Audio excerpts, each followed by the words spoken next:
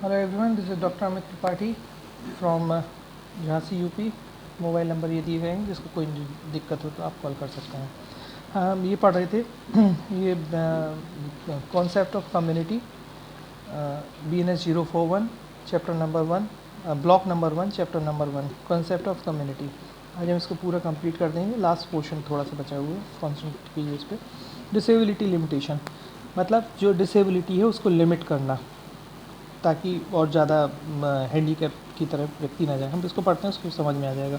इस सबसे पहले होता है डिसीज़। इसका सीक्वेंस होता है डिसीज़, इम्पेयरमेंट, डिसेबिलिटी, हैंडीकैप्ड। आप सीक्वेंस में ही याद कर लीजिएगा इसको।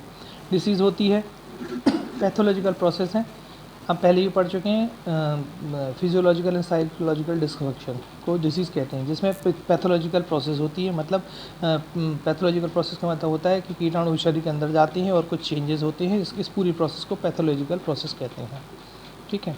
और भी डेफिनेशन हमने पढ़ी थी, सिकनेस और भी, उसमें पैथोलॉजिकल प्रोसेस नहीं थी। अगर आप ध्यान से पुरानी डेफिनेशंस को देखें तो उसमें पैथोलॉजिकल प्रोसेस नहीं थी, जबकि डिसीज़ में पैथोलॉजिकल प्रोसेस होती है। कीटाणु से की पूरी प्रक्रिया होती है, इसको पैथोलॉजिकल प्रोसेस कहते हैं, जो कि मैनिफेस्ट करती है, लीड्स करती है, indicate the departure from the state of the perfect health से। डिपार्चर मतलब डेविएट करना, मतलब सही दिशा में जाने की जगह तो उससे थोड़ा सा मुड़ जाना। ठीक है। फिर इसके बाद डिसीज़ के बाद इम्पेयरमेंट हो जाता है। जब डिसीज़ होती है तो उसके बाद कुछ डैमेज होते हैं बॉडी में। उसके बाद एक्चुअल लॉस और damage of the body part. जैसे हम आप पोलियो का ले लें तो पोलियो पहले वायरस आया, उसके बाद उसमें अंदर पैथोलॉजी हुई, उसने अपने साइंस मतलब डिसेंड किया बॉडी में। उसके आप पहले लूज मोशन होता है, फिर नर्वस सिस्टम इन्वॉल्वमेंट होता है। जब नर्वस सिस्टम इन्वॉल्वमेंट होने लगा तो पैरों में जो मसल्स होती हैं उनकी वास्टिंग होने लगती है। तो उस समय पे इसको माने एक्चुअल लॉस और damage of the body part का डैमेज हो जाना, जिसमें क्या होता है एनाटोमी और an aberration of the physiological function. मतलब जो फिजियोलॉजिकल फंक्शन होता है उसका भी लॉस हो जाता है, हो ही जाएगा, सीधी सी बात है। अगर मसल वास्ट हो जाएगी, जैसे मान लीजिएगा पोलियो में होता है, पूरे पैर की मसल्स डैमेज हो जाती हैं तो फिजियोलॉजिकल फंक्शन आप पूरा प्रॉपर नहीं कर पाएंगे। That occurrence consequences of the disease का कॉन्सिक्वेंस मतलब उसके कारण ये होता है। ठीक है। कहने का मतलब है जब डिसीज़ हो जाती है तो बॉडी पार्ट का डैमेज हो जाता है और फिजियोलॉजिकल फंक्शन प्रॉपर नहीं कर पाता है। ठीक। इसके बाद डिसेबिलिटी होती है। डिसेबिलिटी मतलब एबिलिटी डिस्टर्ब। ठीक है। डिस और एबिलिटी दो भाग में तोड़ दें इसको। डिस मतलब डिस्टर्ब, एबिलिटी मतलब एबिलिटी मतलब कार्य करने की क्षमता। Inability to carry out certain function मतलब कार्य करने की क्षमता में इनेबल मतलब व्यक्ति समर्थ नहीं है कुछ कार्य करने की क्षमता में। और activities which are otherwise expected for the age, और जो कि कहने का मतलब इस पूरी लाइन का कि कुछ एक्टिविटीज़ करने में असमर्थ है व्यक्ति, जो कि उसकी एज और उसकी सेक्स मतलब उसकी जेंडर को वो काम करने की क्षमता होनी चाहिए, पर व्यक्ति नहीं कर पा रहा है। ये होती है किसका, ये रिजल्ट ऑफ इम्पेयरमेंट जब आगे बढ़ता है तो डिसेबिलिटी आ जाती है। सबसे पहले डिसीज़ होती है, डिसीज़ आगे बढ़ती है तो इम्पेयरमेंट आने लगता है, मतलब लॉस होने लगता है बॉडी पार्ट का। पोलियो से ले लीजिएगा या लास्ट पॉइंट पढ़ते हैं, उसके बाद मैं फिर पोलियो से पूरा समझा देता हूँ। हैंडीकैप मतलब फाइनल डिसएडवांटेज, मतलब वो पार्ट डैमेज ही हो गया, अब व्यक्ति काम कर ही नहीं पा रहा है इस लिमिट में, एक्चुअली तो डैमेज हो गया। विच occur consequences of impairment, impairment की कॉन्सिक्वेंसेज में ये होती है, और डिसेबिलिटी के भी कॉन्सिक्वेंसेज में ये होती है। Which limit the fulfilment of the role of the person required for the play in the life. ये जो कि एक पर्सन अपनी जीवन में जिस तरीके से, मतलब पैर हैं हमारे, पोलियो को ही ले लें, हमारे पैर के एक अच्छे खासे काम कर सकते हैं, लेकिन अगर हम हैंडीकैप्ड हो जाएं तो हम अपना एक रोल प्ले नहीं कर पाते हैं, जो कि पर्सन की ज़िंदगी के लिए, जीने के लिए ज़रूरी होता है। अब हम इसको पोलियो से समझते हैं। पोलियो वायरस बॉडी के अंदर आया, पैथोलॉजिकल प्रोसेस हुई, इसके बाद उसने कुछ डैमेज किए। सबसे पहले मसल्स डैमेज होते हैं नर्वस सिस्टम इन्वॉल्वमेंट के दौरान। हाँ, तो सेंसरी मसल्स डैमेज नहीं होती है, मोटर मसल डैमेज होती है। मसल्स डैमेज होती हैं, मसल्स की मोटाई कम होने लगती है। इसके बाद ये है इनेबिलिटी लिमिटेशन, डिसेबिलिटी मतलब वो पर्टिकुलर पार्ट काम करना कम कर देते हैं, और फाइनली हैंडीकैप्ड हो जाता है व्यक्ति। ठीक है।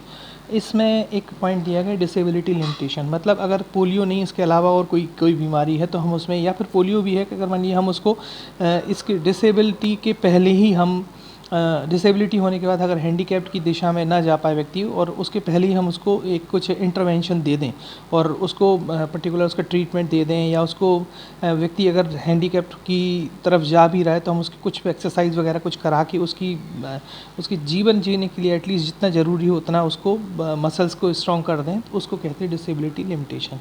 To prevent the complication of the disease before irreversible change set would be the limit the disability. कहने का मतलब है कुछ इरिवर्स, यहाँ के बाद जब यहाँ आती इरिवर्सिबल चेंज हो जाता है, एक बार हैंडीकैप हो गया व्यक्ति तो उसको वापस आप ठीक नहीं कर सकते। लेकिन अगर डिसेबिलिटी है, डिसेबिलिटी मतलब वो काम नहीं कर पा रहा है, ठीक है, अगर आप उस समय उसको कुछ प्रमोशन एक्सरसाइज वगैरह से, जैसे मान लीजिए एक फ्रैक्चर हुआ है किसी को, उसकी फ्रैक्चर के कारण उसकी बोन इतनी टूट गई है, उसको इतनी दिक्कत हो रही है, कुछ कहा ना जाए, अब वो हैंडीकैप की तरह जाने लगा, मतलब वो पार्ट बिल्कुल डैमेज ही होने वाला है, काम नहीं करने वाला है, फिर भी हम उसको फिजियोथेरेपी वगैरह दे के उसको जो कहते हो वापस ले आए।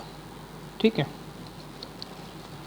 ये सारी डेफिनेशन जो दी गई है ना, फाइनल एडवांटेज, ये थोड़ा थोड़ा आपको पता होनी चाहिए, इससे कोई भी पॉइंट से आप मान के चलिए कि क्वेश्चन आएगा।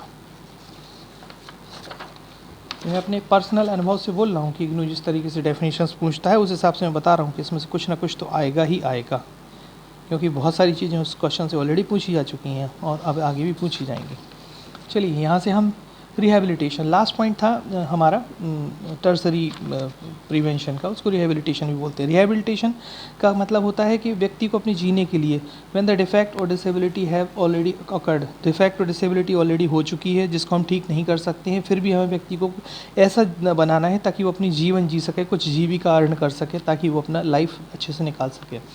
Tertiary prevention can be instituted to restore such as the function of the possible, ऐसे कुछ फंक्शंस जो कि अपने कुछ कर सके उसके लिए उसको रिस्टोर मतलब वापस ले आना उसकी लाइफ को, कुछ इक्विपमेंट्स के थ्रू या कुछ और चीज़ें, जैसे कुछ लोग के पैर कट जाते हैं तो उनको हम पे लिम्स लगा देते हैं आर्टिफिशियल, उनके बारे में बात की जा रही है। ठीक है, अब इसमें पॉइंट्स होते हैं कुछ। मेडिकल रिहेबिलिटेशन मतलब दवाई वगैरह से रिहेबिलिटेशन, लाइक लिम्स वगैरह लगा दो। वोकेशनल मतलब उसकी, वोकेशनल का मतलब होता है कुछ जीविका के लिए, जैसे कुछ लोगों को हम पर्टिकुलर, जैसे मान लीजिए उनके हाथ अच्छे हैं तो हम मशीन्स वगैरह दे दें, इस तरीके की मशीन्स, ताकि वो हाथ से सिलाई वगैरह कर सके, ताकि वो अपनी जीविका जी सके, इसका मतलब जीविका से संबंधित होता है। सोशल रिहेबिलिटेशन मतलब व्यक्ति को कुछ सोशली अपने आप को अलग कर लेते हैं, यार मैं तो पैर नहीं है, पता नहीं समाज मुझे किस तरीके से लेगा, ये वो, तो उनको ज़बरदस्ती करके उन्हें समाज में सम्मिलित करना, लोगों को उनके बारे में मतलब समाज में एक दूसरे से मिल के मतलब उनको वापस लाना, ताकि वो अपने आप को अकेला ना फील कर सकें। इमोशनल एंड साइकोलॉजिकल रिहेबिलिटेशन, उनकी इमोशंस को, साइकोलॉजी को समझना, ये एक तरीके से साथ ही समझिएगा, थोड़ा सा समाज को पूरा मिलके इन सब चीज़ों को कंट्रोल करके उन्हें सामाजिक जीवन में लाना, वापस लाना। अभी लास्ट है, बहुत आसान सा चीज़ है, हमें पढ़ना है, हमारा रोल एंड रिस्पॉन्सिबिलिटी सबको पता है हम क्या करने वाले हैं आगे भविष्य में। मिड लेवल हेल्थ वर्कर हम कहलाते हैं। प्रोवाइडर डिफाइंड, बहुत तेज़ी से पढ़ूंगा इसको ताकि खत्म हो जाए। Is defined as a health provider, हम हेल्थ प्रोवाइडर की तरह डिफाइन किए जाएंगे, मतलब हमें बोला जाएगा जिनका क्या क्या होगा। Who train authorize and regulate the work of the autonomously, मतलब ये कहने का मतलब है कि जो अपने आप में काम करने के लिए ट्रेन किए गए हों, ऑथराइज हों और रेगुलेट वर्क करें, रेगुलरली वर्क करें फील्ड में जाके। Who receive the pre service training, जो कि प्री सर्विस ट्रेनिंग लेंगे हायर एजुकेशन इंस्टीट्यूट की तरफ से, एटलीस्ट फॉर टोटल 2 to 3 2 से 3 साल की जिनके पास ट्रेनिंग हो। Who scope of practice of including being able to diagnose, जिनके पास डायग्नोस करने की क्षमता हो, manage and treat illness, disease, impairment as well as engage in the prevention of the promotion of the care, जो इस तरीके से काम कर सकें, जो कि डायग्नोस कर सकें, मैनेज कर सकें, ट्रीट कर सकें इलनेस, डिसीज़ और इम्पेयरमेंट को, और साथ ही साथ इंगेज हो prevention and promotion of health की केयर में। ठीक है, इसके बाद और तेज़ी से पढ़ता हूँ इसको। जॉब एंड रिस्पॉन्सिबिलिटीज़ की आगे की स्लाइड है। नेशनल हेल्थ प्रोग्राम्स के इम्प्लीमेंटेशन में पार्ट लेंगे। Administration management of health wellness centre, health wellness centre को एडमिनिस्टर कर सकें और मैनेजमेंट देख सकें। Health education and encourage awareness about the family planning के बारे में लोगों को हेल्थ एजुकेशन दें और उन्हें क्या नाम अवेयर कर सकें। मैटरनल एंड चाइल्ड हेल्थ के बारे में भी लोगों को बताएं। नॉन कम्युनिकेबल डिसीज़ के बारे में बताएं। नॉन कम्युनिकेबल डिसीज़ मैं पहले ही बता चुका हूँ, जो एक से दूसरे को नहीं फैलती हैं जैसे कि आपकी शुगर हो गया, आपकी हार्ट डिसीज़ हो गई। ठीक है। Prevention, promote and curative care. Prevention मतलब बता ही चुका हूँ, प्रमोट मतलब जनरल प्रमोशन हेल्थ का, क्यूरेटिव मतलब जो बीमारी हो जाए उसको क्योर करना दवाइयों के द्वारा। ठीक है। Identify the damage sign, danger sign को पता करने जल्दी से जल्दी, जैसे प्रेगनेंसी, हाई रिस्क प्रेगनेंसी हम नॉर्मली बात करते हैं। Refer the patient, pre stabilize, उसको स्टेबलाइज करें और रेफ़र करें पेशेंट को। Implement biomedical waste disposal guidelines and infection control, already पढ़ चुके हैं पूरा इसके बारे में। Supervision of health workers and maternal health and family planning nutrition related survey, supervise करना है। जो हेल्थ वर्कर्स हैं हमारे साथ काम कर रहे हैं उनकी मैटरनल और चाइल्ड हेल्थ के बारे में भी उनको सुपरवाइज करना है। फैमिली प्लानिंग और न्यूट्रिशन रिलेटेड सर्विस के बारे में भी उन्हें सुपरवाइज करना है। अभी आ गया हेल्थ वर्कर फीमेल की रिस्पॉन्सिबिलिटी, मैटरनल चाइल्ड हेल्थ के बारे में काम करेगा, फैमिली प्लानिंग काम करेगा, मेडिकल टर्मिनेशन प्रेगनेंसी में काम करेगा, nutrition, immunization, implementation of communicable disease control program में इम्प्लीमेंट करने का काम करेगा। रिकॉर्ड एंड वाइटल इवेंट्स के रिकॉर्ड में काम करेगा। वाइटल इवेंट्स आप जानते होंगे, पल्स वगैरह की बात कर रहे हैं। ट्रीटमेंट ऑफ माइनर एलिमेंट्स मतलब सर्दी खांसी जुकाम वगैरह में ट्रीटमेंट देंगे। मेंटेन ऑल रिकॉर्ड्स, सारे रिकॉर्ड मेंटेन करेंगे। Coordinating with other team members के साथ कोऑर्डिनेट करेंगे। इसके बाद नेक्स्ट स्लाइड है मेल हेल्थ वर्कर के क्या काम होंगे, क्या उनकी रिस्पॉन्सिबिलिटी होगी। रिकॉर्ड कीपिंग में काम करेंगे, नेशनल हेल्थ प्रोग्राम में काम करेंगे। असिस्टेंट हेल्थ वर्कर के एक दूसरे के साथ असिस्ट करेंगे फीमेल हेल्थ वर्कर के साथ। इंश्योर एनवायरमेंटल सैनिटेशन की, ये MPW की बात कर रहे हैं, ये एनवायरमेंटल सैनिटेशन का ध्यान देंगे।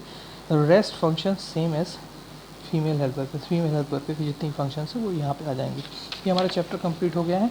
इसके बाद हम नेक्स्ट चैप्टर पढ़ेंगे, चैप्टर नंबर 2। हाँ, और जिनको मेरी प्लीज़ वीडियो अच्छी लगी हो प्लीज़ लाइक करें, शेयर करें, सब्सक्राइब करें। और हाँ, मुझे लगता है कि आप लोग मुझसे बहुत नाराज़ हैं, क्योंकि मैं देखता हूँ फर्स्ट वीडियो को व्यूज़ तो हैं 490 लेकिन सब्सक्राइबर केवल 100। कृपया ऐसा ना करें। मैं एक ही चीज़ तो मांग रहा हूँ आपसे, सब्सक्राइब करना। और मैं पूरी कोशिश कर रहा हूँ कि VNA042 भी बनाना शुरू करूँ, क्योंकि वो मेरे लिए ज़्यादा टफ नहीं है। मैं जल्द से जल्द उसकी कोशिश करूँगा, ठीक है, और बहुत तेज़ी से उसको कंप्लीट कराने की कोशिश करूँगा। लेकिन प्लीज़ मेरा चैनल सब्सक्राइब कर दें। Thanks a lot.